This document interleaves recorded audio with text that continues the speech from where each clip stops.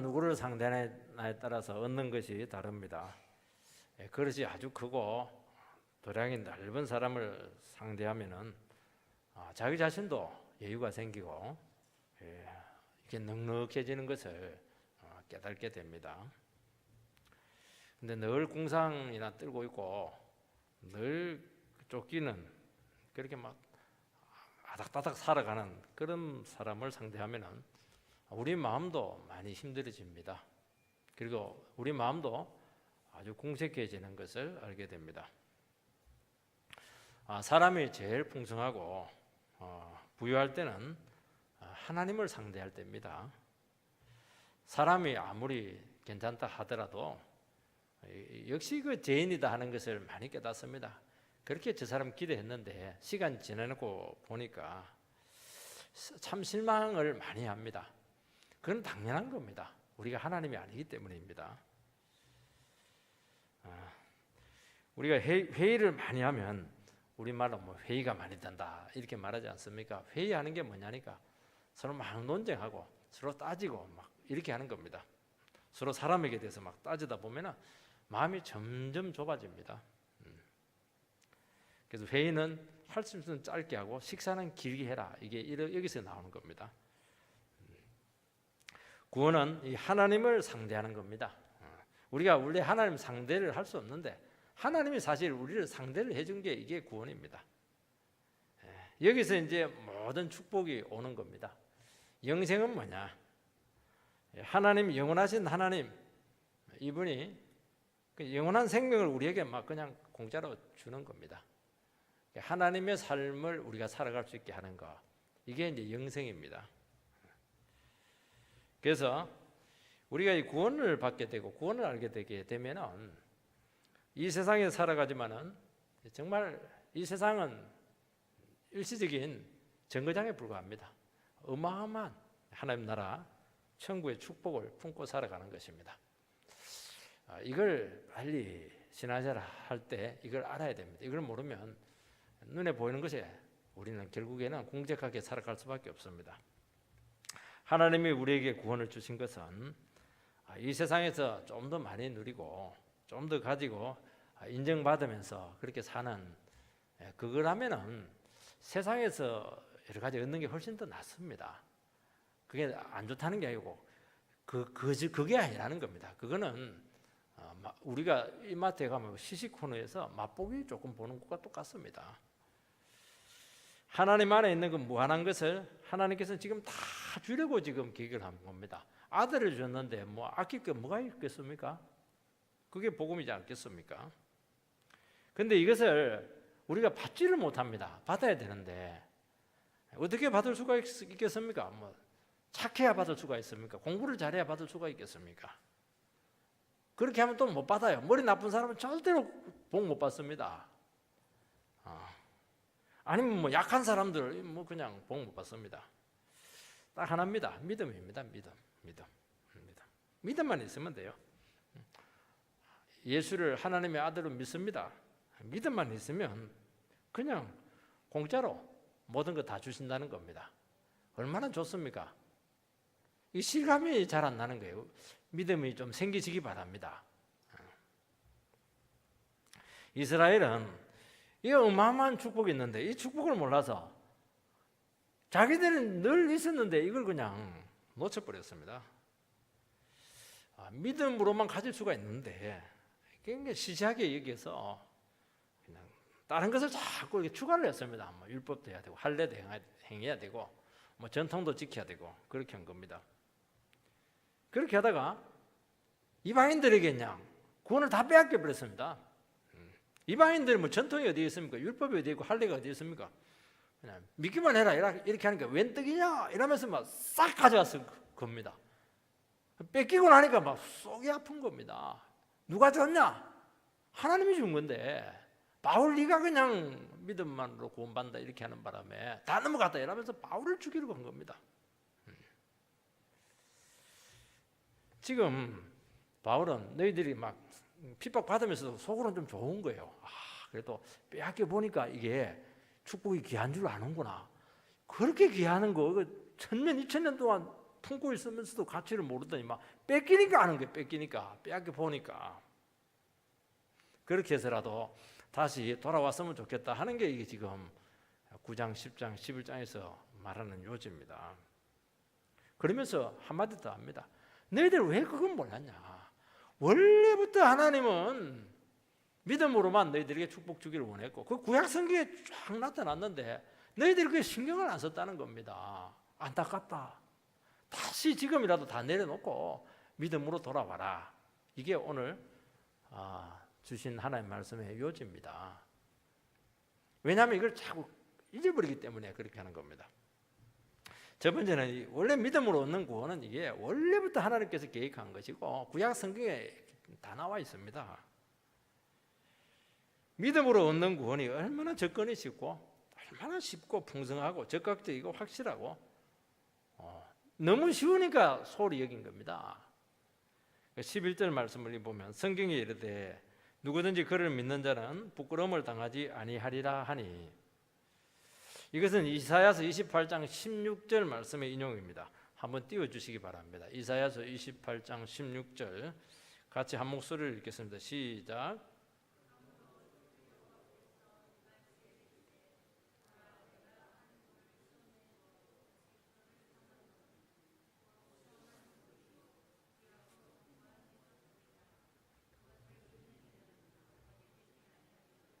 그것을 믿는 자는 다급하게 되지 아니하리라.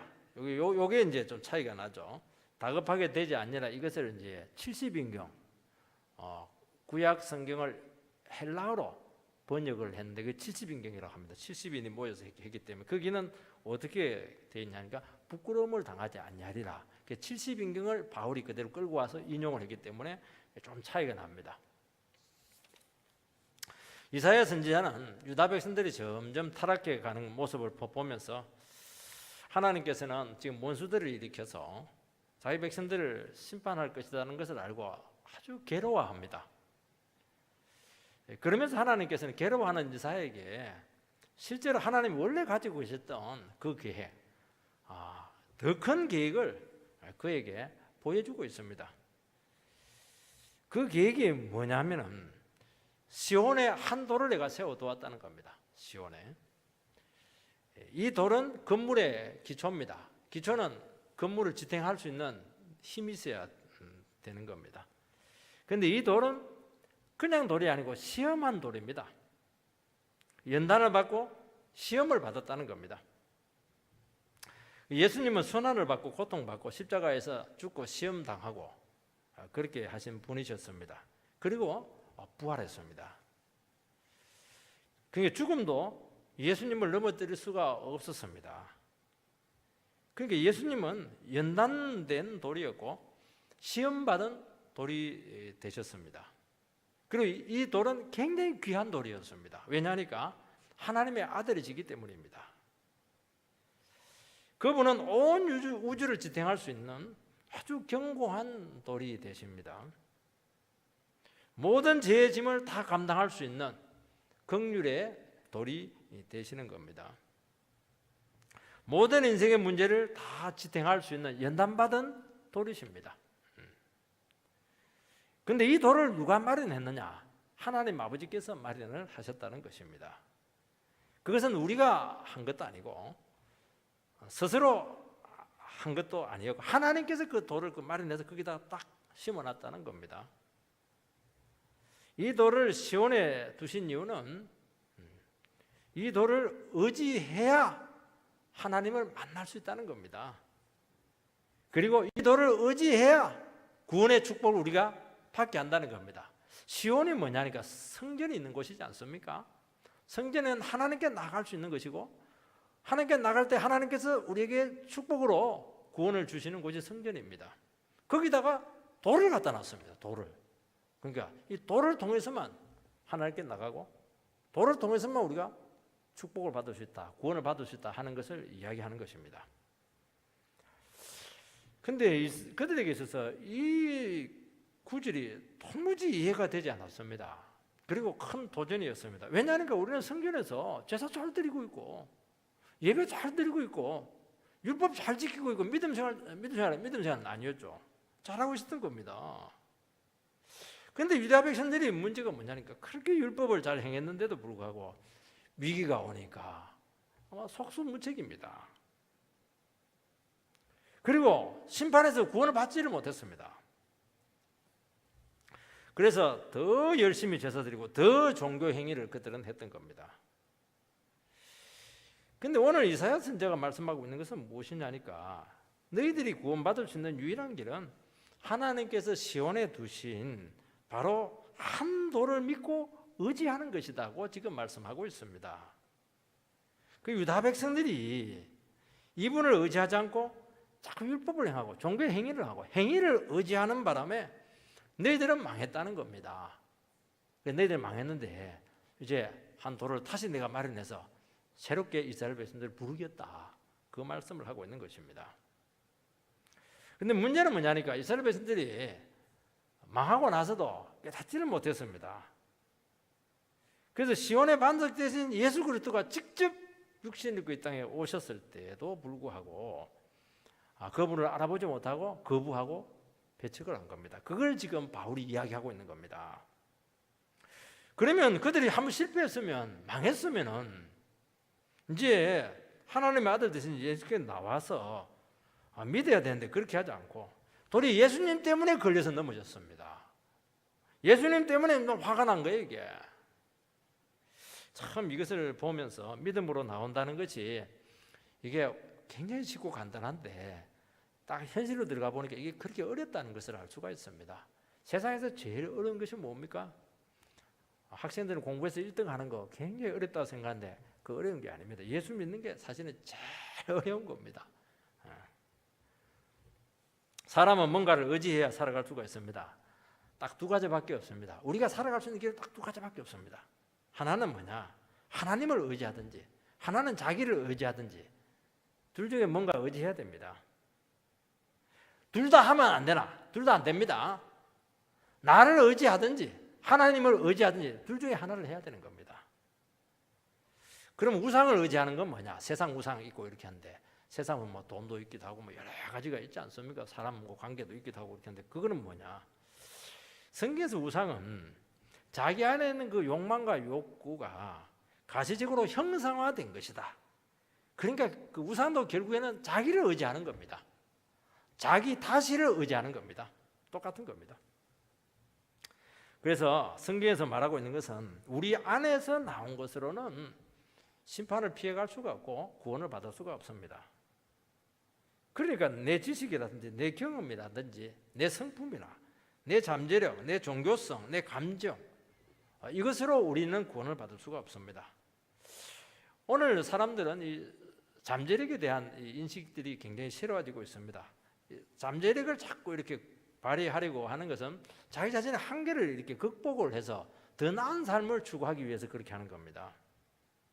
그런데 우리 잠재력을 극대화시킬 때 우리의 삶 자체를 극복해낼 수 있기보다는 내 자신의 한계만 자꾸 뼈저리게 깨닫게 되는 겁니다.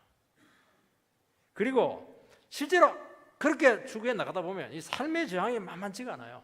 우리 인생이 만만치가 않습니다. 내가 막 한다고 해서 근본적인 차이는 극복을 해내지를 못하는 겁니다. 그러니까 좌절감을 느끼게 되는 겁니다. 그걸 인정을 하면 되는데 계속 인정을 못하니까 좌절감을 느끼고 무너지게 되고 우울증 걸리고 그냥 인생 비관하고 되고 이렇게 하는 겁니다. 그 인정을 하면 되는데 원래 우리는 안 되게 돼 있습니다. 그 당시 헬라 사람들은 철학으로 구원을 얻으려고 했습니다. 근데 철학을 열심히 추구했는데 결론이 뭐냐? 똑똑해졌느냐? 그렇지가 않고 결국 미신으로 빠지게 되었고 정욕으로 빠졌습니다. 이게 아이러니입니다. 최고의 지성인들인데 결국에는 미신으로 갔고 정욕으로 빠진 겁니다. 여러분 아테네 조각품들이 얼마나 멋있습니까? 사실은 그 예술 작품이 아닙니다. 그들 속에 있는 그 종교심에 대한 표현이었습니다. 그게 우상이지 않습니까? 우리가 그렇게 잘 읽고 있는 그리스 신화 너무 재밌잖아요. 근데 그리스 신화 그 당시 사람들의 그 가치관이고 세계관입니다. 요즘으로 말하면 그 당시에 그 포르노입니다. 제우스 신은 완전히 포르노 대장이에요, 이 사람. 신은 인간보다 능력이 많을 뿐이지 도덕성은 인간보다 더 못하다는 겁니다. 그게 그 당시의 세계관입니다. 신관이죠. 도덕성은 아무 상관이 없고 능력만 달라는 겁니다. 그게 그들의 세계관이었습니다. 오늘 세계관과 똑같잖아요. 우리가 뭐 어떻게 살든지 간에 능력만 달라는 거예요. 능력만. 가능성만 달라는 겁니다. 그 사상이 그 서양 사상이고 그대로 지금까지 내려오고 있는 겁니다.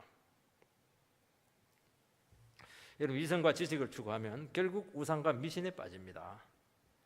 여러분, 하나님 없이 막 공부 많이 하면 성경에서도 말씀하지 않습니까? 공부를 너무 많이 하면 근심이 많아진다. 잠언서에 나오고 있습니다.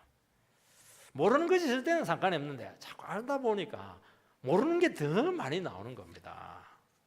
생각지도 못한 인생의 변수들이 막 튀어나오는 겁니다. 그러니까 지식을 추구하고 그냥 뭔가를 배우면 배울수록 더 혼란스러워지게 되고 내 삶을 통제할 수 있는 것이 아무것도 없어진다는 것을 알게 되는 겁니다. 그게 모르니까 용감한 겁니다. 사람들이 배우면요 함부로 움직이지 않아요. 왜냐하니까 상당히 많은 변수가 있다는 걸 알기 때문에 사람들이 신중해집니다. 모르니까 무식한 거, 무식하니까 용감하다는 말이 여기서 나오는 겁니다. 뭔가 사람이 좀 교양이 있고 뭔가 좀 배우고 이렇게 하면 여러 변수가 있다는 걸 알게 되기 때문에 쉽게 이렇게 말한다든지 추진하지 않아요. 그게 우리 식으로 말하면 교양인이라고 하지 않습니까? 근데 사실 여기서 나온 겁니다, 이게.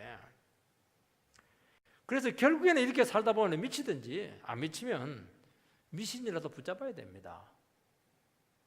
아니면 정욕으로 막 나가서 막 진실이고 인생의 가치고 그거 상관없이 그냥 쾌락에 빠져서 사는 쾌락주의.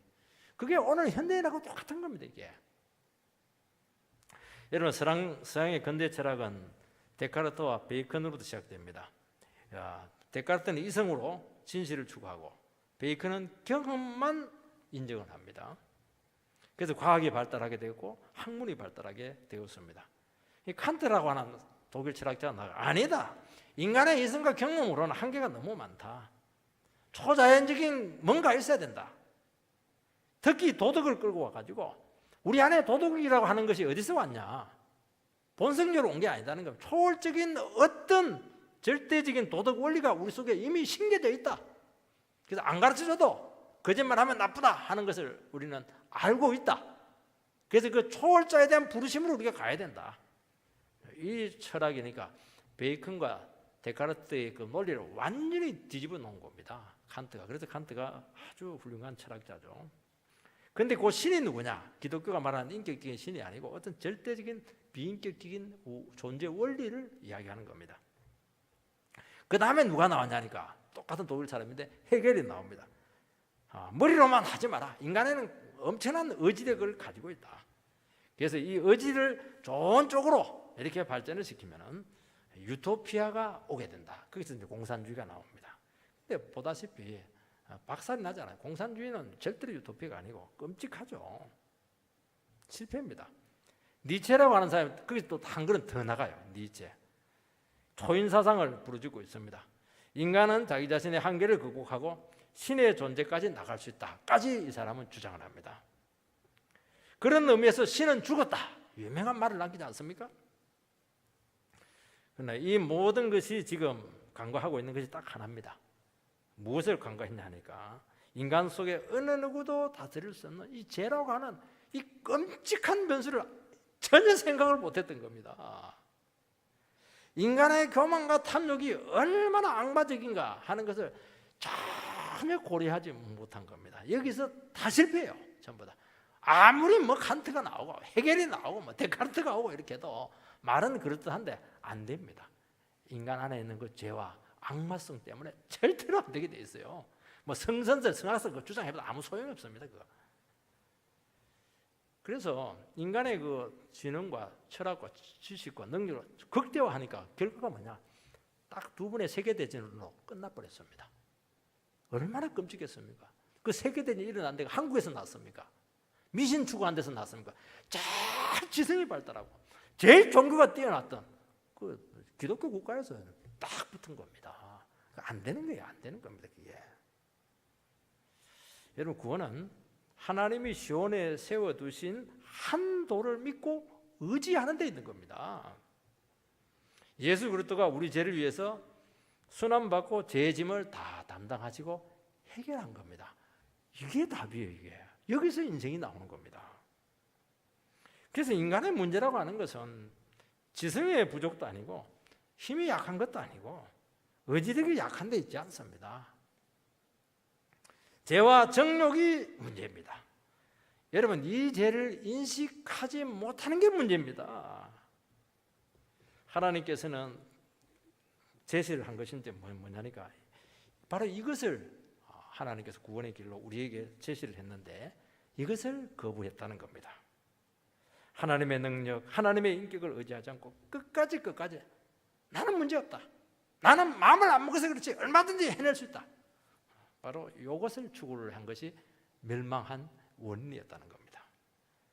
여러분, 하나님께서 우리를 위해서 무엇을 하셨습니까?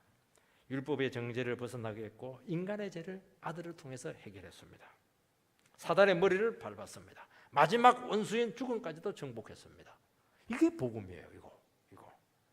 예수를 믿고 나가기만 하면 인생의 모든 문제를 해결해 주겠다. 귀가 따갑도록 들었는데도 어려운 문제가 생기면 전부 다 지 머리 씁니다. 지방구 썼습니다. 믿음이 없는 거죠. 믿음 딱 내려놓고 딱 하나님 붙들고 내 죄를 용서해 주는 그 주님 은혜에 또 다시 한번 감격하고 죄 회개하고 믿음으로 딱 기도하고 나가면 다 해결된다는 겁니다. 이 부끄러움을 당하지 않는다고 하는 것은 인간의 모든 근본 문제들, 죄 문제가 해결된 영혼들은 다른 거는 간단하다는 거예요. 그거는 2차적이라는 것을 알 수가 있습니다. 여러분, 예수 믿으면 부끄러움을 당하지 않습니다. 예수 안 믿으니까 부끄러움을 당하는 겁니다. 예수 믿으면 인생 실패하지 않습니다. 결혼 실패하지 않습니다. 더듬하게 믿으니까 실패하는 겁니다. 우리는 절대로 망할 수가 없는 거예요. 그러면 하나님이 망하는 겁니다. 오늘 기독교가 정말 부끄러움을 많이 당하고 있습니다. 세상으로부터 막 온갖 비난을 다 당하고 있습니다. 그거는 왜 그렇습니까? 왜 그렇습니까? 교회가 적어서 그렇습니까? 돈이 없어서 그런 게 아니에요. 우리 안에 제가 얼마나 무슨가 하는 인식의 부족에서 오는 것입니다. 죄를 모르니까 예수를 왜 믿어야 되는지 모르는 겁니다. 왜 교회 오는지 모르는 겁니다. 왜 봉사하는지 이유를 모르고 그냥 하는 겁니다. 사람 만나기 위해서 그렇게 하는 겁니다. 예수가 왜 내 인생에서 절대적으로 필요한 분이신가 하는 것을 모르니까 그냥 대충 믿는 겁니다. 그래서 기독교가 어떻게 됐냐니까 내가 필요하면 믿고 내가 필요하지 않으면 안 믿으면 돼요. 뭐 주님 중심입니까? 내 중심이지. 내 기분이 중요하고 내 기분 막 내 감정 막 상하게 하고 그러면 교회 나가버리고 이렇게 하는 겁니다. 절대로 부끄러질 겁니다. 아마 그게 부끄러운 거예요. 그게 필요하면 믿고 뭐 필요가 충족되면 막 그냥 등을 돌려버리고 말이죠. 도움이 되면 믿고 뭐 손해가 되면 막 그냥 떠나버리고 말이죠. 그게 무슨 놈의 기독교입니까? 그게 결국 그거는 탐욕의 종교고요. 기독교를 다시 우상종으로 변질시킨 겁니다. 그러니까 욕을 얻어먹고 기독교에 변질된 것이고 부끄러움을 당하고 있는 겁니다. 우리는 그렇게 하면 안 되죠. 우리는 그냥 막 오직 예수입니다. 내가 죽든 살든 뭐 병들었든 어떻게 됐든 뭐 실패했든 뭐 부도가 났든 사람들이 뭐 나를 인정해 주든 해주지 않든 그게 뭐가 중요합니까? 예수밖에 없습니다. 그런 믿음으로 다시 돌아가셔야 됩니다. 두 번째는 구원에는 차별이 없습니다. 12절 말씀을 보면 유대인이나 헬라인이나 차별이 없습니다. 한 분이신 주께서 모든 사람의 주가 되사 그를 부르는 모든 사람에게 부요하시도다. 11절 말씀을 전가하니까 얼마나 뜨거워졌습니까? 야, 구원은 이런 것이구나. 이렇게 엄청난 것이구나 하는 것을 알게 되면서 막 감격이 겨워서 막 자동적으로 11절 말씀이 막 그냥 나왔습니다. 유대인이나 헬라인이나 차별이 없습니다. 한 분이신 주께서 모든 사람의 주가 되어서 그를 부르는 모든 사람에게 부요하시기 때문입니다. 뭐 말이 자꾸 꼬이니까 잘 모르는데 그냥 차별 없고 예수 믿으면 막 풍성하고 부유하다는 겁니다. 왜냐하면 예수 안에 모든 것이 다 있습니다. 예수가 천국의 축복을 싸가지고 우리에게 가져왔습니다. 예수 안에 하나님이 오셨습니다. 예수를 통해서 하나님의 사랑이 온 우주에 나타나게 되었습니다. 이게 부유해지는 겁니다. 구원은 인간 안에 있는 것에서 오는 것이 아닙니다. 그래서 인간의 차이가 중요하지 않습니다. 우리 세상에서는 인간의 차이가 중요하고 1등, 2등이 중요한데요. 전혀 중요치 않습니다. 신분, 성별, 빈부, 성공, 실패 아무 상관없어요. 하나님 앞에 죄인으로서 똑같습니다. 똑같아요. 이것을 유대인들은 죽었다 깨어나도 받아들일 수가 없는 교리였습니다. 모독이었죠. 그 11절 말씀에 뭐라고 되어 있냐니까 성경에 대해 누구든지 그를 믿는 자, 누구든지 여기서 다 걸려 넘어진 겁니다. 무슨 누구든지 다 믿으면 되냐고. 우리는 다른데, 유대인들은 다른데 여기서 함정에 딱 걸려 넘어졌던 겁니다. 우리 식으로 말하면 개나 소나 다 천국 들어가면 누가 못 들어가냐. 개나 소나 우리는 인간인데 개나 소들하고 같이 못 들어가겠다는 겁니다. 여러분, 우리의 노력이나 자격이 아닙니다. 율법으로 안 됩니다. 하나님께 달려있는 겁니다. 유대인들은 전통이 있었고 좋은 신앙의 유산이 있었고 조상들이 있었습니다. 신앙 철저했습니다. 성경 읽기 철저했고 철저한 예배생활, 철저한 봉사, 철저한 11조 생활 다 했습니다. 하나님께로부터 축복도 많이 받았습니다. 일방적으로. 그러나 그들의 문제는 뭐냐? 제 본성 때문에 구원은 하나님께 하신 일에 근거를 두어야 된다 하는 것을 몰랐던 겁니다. 요게 빠졌어요. 요걸 딱 붙잡아야 되는데, 그리고 나서 11조하고 봉사하고 이렇게 가야 되는데 요걸 예수가 필요하다는 걸 정말 몰랐습니다. 그래서 자기 의를 쌓고 막 공로를 앞세워서 뭔가 차별을 시켜야 되니까, 그래야 복을 더 많이 받으니까. 종교의 행위가 차별하는 데 최고입니다. 그래서 내 안에서 내세울 것이 있게 되었을 때 놀라운 사실은 구원의 축복이 딱 막혀버렸습니다. 이게 역설입니다. 복 많이 받으려고 그렇게 열심히 지내야 되는데 역설적으로 물이 딱 다 닫혀버리고 저주가 임했던 겁니다. 여러분, 주님을 드러낼 때 은혜가 오는 겁니다. 자기를 주장하고 자랑할 때 구원의 문은 딱 닫힙니다. 공로가 들어가는 순간 바늘 틈도 뚫고 들어가지 못합니다. 천국은 절대로 못 들어갑니다. 주님 앞에 자기 자신을 비우고 믿음으로 나가시기 바랍니다. 차별이 없는 근거는 주님이 모든 사람의 주가 되시기 때문입니다. 주님이 모든 인간을 창조했고 주님이 주인이 되신다는 것입니다.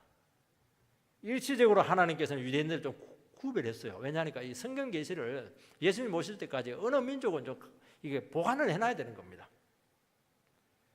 그런데 성경의 일관된 원리는 뭐냐? 하나님을 의지하고 믿을 때 구원이 온다는 겁니다. 그래서 예수의 죽으심과 부활을 통해서 이제 모든 구원의 걸림돌은 뭡니까? 인간의 죄지 않습니까? 이 모든 걸림돌들이 다 제거되었습니다. 내가 죄인이라는 걸 인정하기만 하면 싹 치우십니다. 복 못 받는 모든 장애물들 하나님께서 싹 치우십니다. 즉각적이고 말할 수 없는 은혜가 우리에게 온다는 겁니다. 이 축복이 이제 본물처럼 터졌다는 겁니다. 예수 오고 나서는요. 여러분, 우리가 믿음으로 나가면 모든 것이 축복의 도구가 될 줄 믿습니다.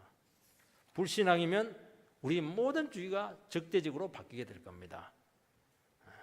주위에 있는 사람들이 원수처럼 우리에게 다가오게 될 겁니다. 여러분, 그래서 예수를 믿어야 되는 거예요. 예수를 믿으면 상황이 한순간에 바뀝니다. 원수들이 와서 인사를 합니다. 주위 상황들이 우리에게 평화를 선포합니다.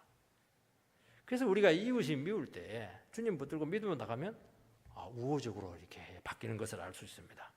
오해와 불신이 있을 때 예수의 이름을 부르면 문제가 하나씩 풀리기 시작합니다. 고난과 불행과 아픔까지도 은혜의 샘이 돼서 우리에게 넘치는 구원의 도구로 바뀐다는 겁니다. 이게 우리에게 주어진 축복이라는 겁니다. 여러분, 만물이 에베소서에서는 그리스도 안에서 우리가 통일되었다고 우리는 알지 않습니까? 주님을 붙들고 나갈 때 우리가 하나님 만물의 중심에 서 있다는 것을 알게 됩니다.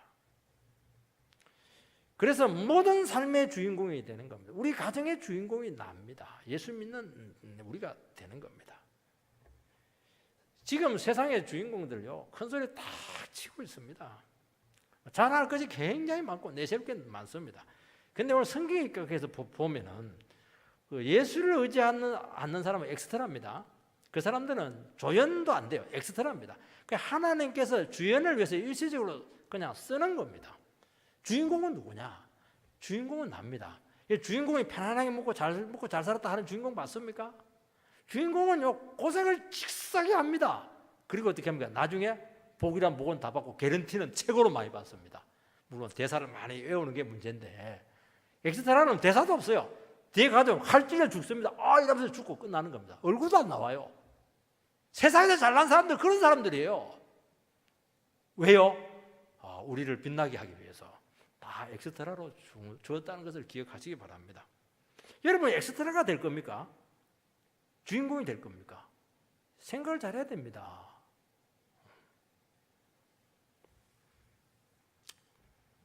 13절 말씀을 보면 누구든지 주의 이름을 부르는 자는 구원을 받으리라. 이게 요엘서 2장 32절 말씀에 나옵니다. 한번 띄워주시기 바랍니다. 같이 읽겠습니다. 시작.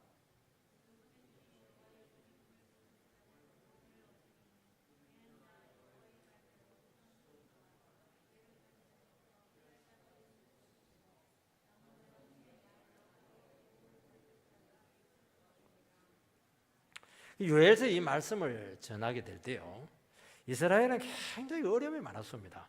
메뚜기떼가 막 쓸고 갑니다. 메뚜기떼가 쓸고 가면 뿌리도 안 남습니다. 싹쓸입니다. 그리고 아수르가 또 와가지고 막 쓸고 갑니다. 그러니까 이집트가 와가지고 또 쓸고 갑니다. 남아있는 것이 없었습니다. 한두 해도 아니고 말이죠. 그때 요엘 선지자를 통해서 하나님께서 주신 구원의 말씀입니다. 너무 절망적인 순간에 너희들이 할 수 있는 것 딱 하나 남았다. 주의 이름을 부르라. 그 얘기를 지금 하고 있는 겁니다. 이 위기에서 구원할 분은 하나님 한 분밖에 없다는 것을 고백하라는 겁니다. 누구든지 주의 이름을 부르기만 하면 구원을 받는 겁니다. 그동안 율법의 행위로, 종교의 행위로 그들은 구원을 받으려고 했는데 나타난 결과는 메뚜기떼, 그리고 아수르가 싹 쓸고 갔습니다. 그들을 냈습니다. 전무후무한 자연재앙으로, 전쟁으로 그들은 완전히 망했습니다. 아무것도 남아있지 않았습니다. 그런데 한 분이 남아있었습니다. 주님이 딱 남아있었습니다. 철저히 무력하게 되었을 때 그 주님 붙잡으라는 겁니다. 의지할 것도 없고 남은 힘도 없고 아무 소망도 없었습니다. 그때 주님의 이름을 부르라는 겁니다. 믿음으로 부르면 즉각 구원이 찾아옵니다. 아직도 안 불러요. 아직도 여유가 있습니다. 아직도 나는 길이 있고 아직도 방법이 많고 여지가 많고 내 자랑이 있고 그러면 안 부릅니다. 그러면 메뚜기떼가 한 두세 번 더 옵니다. 아수르가 한 서너 번 더 옵니다. 계속 맞으시기 바랍니다. 이거는 축복인지 저주인지 모르겠는데 그냥 항복하고 부르세요. 뭐가 어렵습니까? 뭐 돈 달라고 하는 겁니까? 예수님 도와주세요. 주 여호와여 나를 불쌍히 여겨주세요. 그러면 끝나는 겁니다. 사람은요 그냥 하나님께 나오지 않습니다. 내 공로 의지할 것이 있거나 내한테 가능성이 있으면 안 나옵니다. 다 읽고 아무것도 없을 때 마지막으로 못 이기는지 하면서 나오면 은혜입니다. 그것도 은혜입니다. 안 나오는 사람은 망하는 겁니다. 우리는 얼마나 바쁘고 할 일이 많습니까? 늘 시간이 부족해요. 우리는 늘 열심히 노력하는데 늘 부족합니다. 학생들이 늘 하는 게 뭡니까? 중간고사에서 그냥 공부하다 보니까 또 시간이 부족하거든요. 기말고사는 반드시 미리 해가지고 막 두세 배로 그냥 공부해야 되겠다 생각하는데 기말고사는 더 시간이 없어요. 2학기 때 가면 더 시간 있냐? 2학기를 아예 그냥 포기합니다. 안 되는구나. 그게 인생이에요. 만족스러울 때 절대 없습니다. 그러니까 사람들이요 시간을 못 내요. 돈 많이 벌면 돈 많이 벌어서 시간을 못 내고요. 그냥 뭐 잘 되면 잘 돼서 시간을 못 내요. 잘 되면 이제 예수 잘 믿고 예배 잘 나오겠네 이랬는데 뭐 더 못 나옵니다. 이게 인생이라는 거죠. 늘 부족해요. 이때 뭐 해야 됩니까? 구원은 하나님께 있다는 것을 고백하시기 바랍니다. 내게 있는 게 아닙니다. 주님께 있습니다. 그러니까 이 귀한 시간, 이 아까운 시간, 에너지를 텔레비 안 보고 정시간에 나와서 그냥 꾸역꾸역 말씀 듣고 있는 겁니다. 잘하는 겁니다. 여기에 구원이 있는 겁니다. 주의 이름을 부르는 즉각 구원이 옵니다. 어려움이 해결됩니다. 내 안에서부터 구원이 옵니다. 내 안에서부터 작은 변화들이 나타납니다. 주의가 막 움직이는 것을 느낍니다. 하나님께 막 움직입니다. 세상이 막 우호적으로 막 다가오는 겁니다. 마가의 다락방에서는 성령이 부어졌습니다. 절망적인 위기 속에 주의 이름을 부르면 성령을 부어주십니다. 그리고 우리의 구원을 이루어 가실 것입니다. 성령이 부어지면 굉장합니다. 우리의 지각이 막 살아나고 우리 속에 신적인 능력이 주어지기 시작하고 이 말씀에 대한 비상한 깨달음이 오게 되고 놀라운 은사를 주어서 하나님 막 그냥 원하는 뜻을 다 이루어내는 겁니다. 그리고 임재 가운데 걸어가는 겁니다. 그래서 성령이 주어졌다고 하는 것은 우리는 어떤 문제가 생기면 하나만 딱 해결받기를 원합니다. 그러면 이제 병만 낫기를 원하고 사업 실패 그러면 사업 재기만 원하는데 그렇게 하잖아요. 신약은 그렇게 하지 않고 실패했을 때 성령을 부어줘가지고 인생 전체를 회복을 시키는 겁니다. 이게 구원입니다. 세 번째는 누군가 복음을 전해줘야 됩니다. 주의 이름을 부르면 구원을 받습니다. 너무 단순하고 쉬워요. 예수님이라면 구원이 옵니다. 단순하니까 못 받아들이는 겁니다. 아무리 좋은 약이라도 안 먹으면 안 되는 거예요. 어릴 때 보면요, 애들요, 옛날에 우리들은 전부 다 가루약 아닙니까? 숟가락에 막 물 타가지고 가루 해가지고 안 벌려요, 애들이. 이걸 막 벌려 수시 넣습니다. 그런 다음 먹습니까? 먹여놓으면 다 뱉어버려요. 빰떼기 맞고 막 그래가지고 또 뭐 그냥 그래 꿀꿀 넘겨야 되는 거예요. 안 넘기는 겁니다, 이게. 14절 15절 보면 그런즉 그들이 믿지 아니하는 일을 어찌 부르리요 듣지도 못한 일을 어찌 믿으리요 전파하는 자가 없어 어찌 들으리요 보내심을 받지 아니하였으면 어찌 전파하리요 기록된 바 아름답다 좋은 소식을 전하는 자들의 발이여 함과 같으니라. 구원을 받으려면 전해줘야 됩니다. 복음을 모르고 원하지도 않았고 우리는 같이도 몰랐어요.